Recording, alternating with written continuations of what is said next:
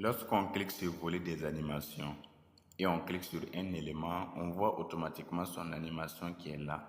Celui-ci a déjà une animation, mais lui, il n'en a pas. Donc, on va venir dans animation et appliquer une. Donc, ici, on peut varier le temps et voilà.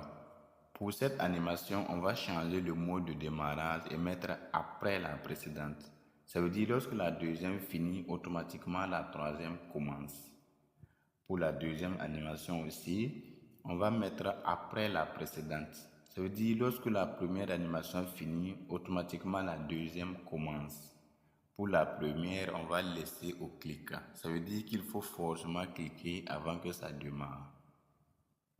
On peut par exemple élargir le volet et vous allez voir la succession. Le premier devance le deuxième et le deuxième devance le troisième. Dans lecture maintenant, lorsqu'on clique une seule fois, la première animation commence et dès qu'elle finit, la deuxième prend et aussi automatiquement la troisième après la deuxième.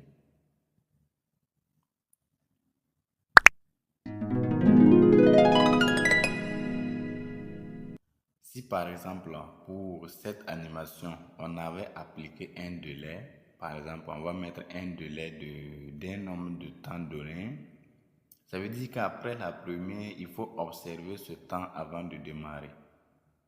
Ici également on va mettre un délai.